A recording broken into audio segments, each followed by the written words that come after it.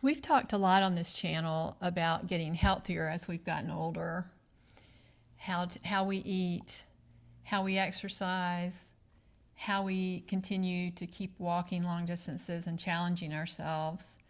But there's something we haven't talked about yet on this channel, and it's probably the most important thing in our lives. And that's our faith. We've been married for over 50 years now. And when we got married, we were both Christians. We went to church.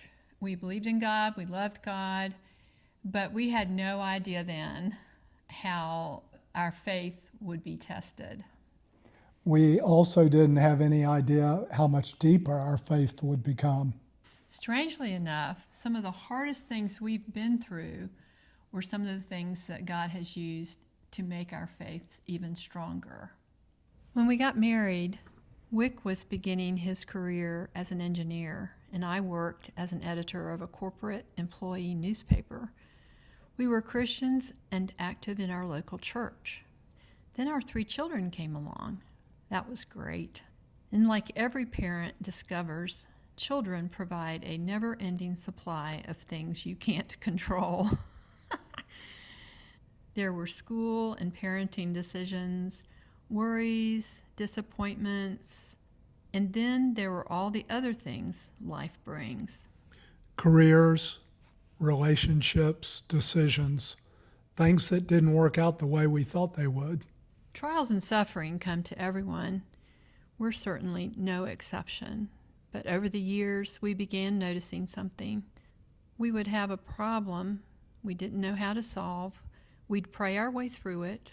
We'd ask God for wisdom and help. And sometimes, while we were right in the middle of it, we couldn't see what He was doing at all. But later, we could look in the rearview mirror and see God's hand in it.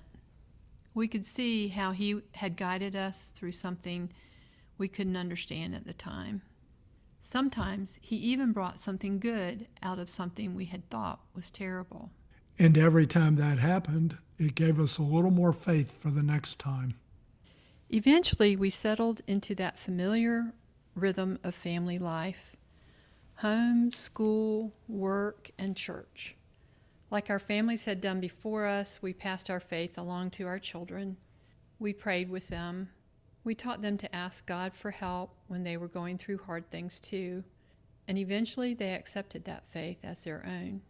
In 2007, something happened that would teach Wick and me an entirely new lesson in trusting God. We heard about this thing called the Camino de Santiago. I immediately had this nudge in my spirit that the 3 of us were supposed to do this pilgrimage on the Camino de Santiago. We were homeschooling our son, Hunter, and we decided to take 4 weeks during the fall of his senior year and walk part of this ancient pilgrimage across Spain together. There was just one problem. We didn't know what we were doing. And we really like knowing what we're doing. Especially this engineer. Yes. Back then, we couldn't find nearly as much information about the Camino as you can today. So we prepared for every possible what if, and we packed for all of them. We overpacked terribly. Looking back, a lot of that packing came from fear. If we could just carry everything we might possibly need, maybe we could control what happened. And there was something else about the Camino I really struggled with. I'm an engineer. I plan things. But on the Camino, you're walking toward a town and you may not know exactly where you're going to sleep that night. You don't always know where you're going to find your next meal. Weather changes, plans change, your body changes. And that first Camino began teaching both of us something we still rely on today.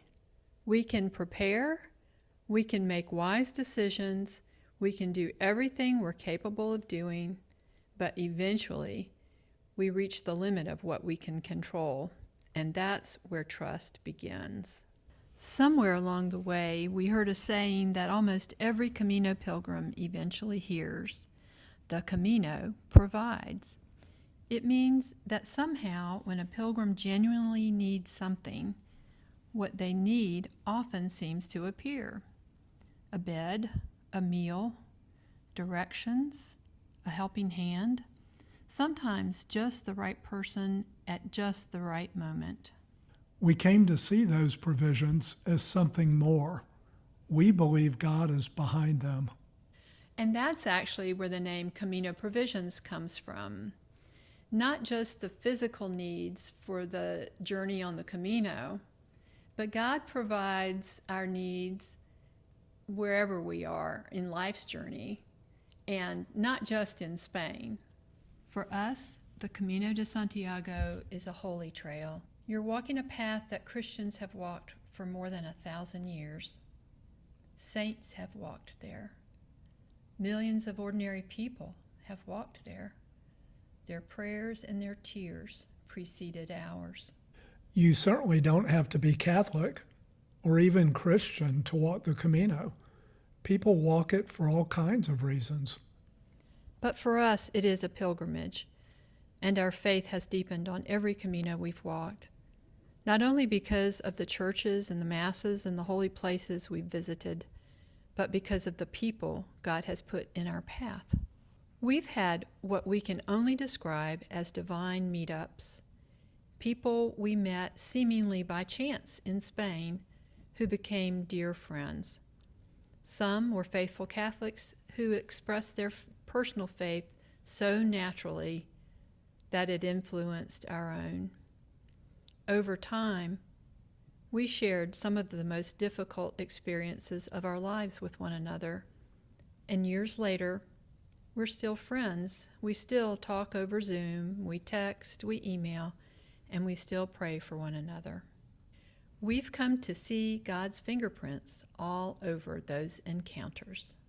And here's something important. We don't have to be walking on the Camino to live what the Camino has taught us. We brought those lessons home with us. We learned that we can plan carefully without having to believe that we can control everything. And that goes for business decisions, relationships, family things, our grandchildren and children's lives, decisions where we just don't know what the right thing to do is. We still do make plans. After all, I'm still an engineer. Very much so. But we've learned to hold these plans a little more loosely. We pray, we ask for God's wisdom and discernment. We do what we think He's wanting us to do, and then we trust Him for the outcome, things that we have no control over. One of the biggest tests of faith for us came when we discerned it was time for Wick to have heart surgery. There was a lot of fear involved with that, a lot of fear. We had been monitoring one of my heart valves for probably 20 years, and my doctor finally said it was time to do something. That was a big fear. I'd always hoped that we wouldn't have to do anything. We decided it was time. We prayed a lot about it, saw the doctor several times, and finally got to a place where we knew that we needed to move forward with the surgery. And one of the things that really created a sense of peace for me going into the surgery, I can't really say this, was that it wasn't a question, was I going to wake up after the surgery? It was a question of where was I going to wake up after the surgery? Was I going to still be here, or was I going to be in heaven?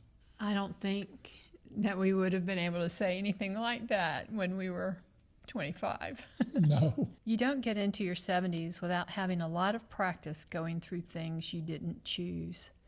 There are trials, suffering, sadness, disappointments, not only our own, but those of our children and grandchildren, our neighbors, and our friends. And we certainly don't have all the answers. But we have had a lot of practice praying. And we've had a lot of opportunities to look in that rearview mirror. We've seen God carry us through things we were afraid of. We've seen Him provide. We've seen Him put people in our path exactly when we needed them. And we've seen Him bring good out of situations that didn't look good at all when we were living through them. So something has changed as we've gotten older. Our faith hasn't become less important to us. It's more important than ever.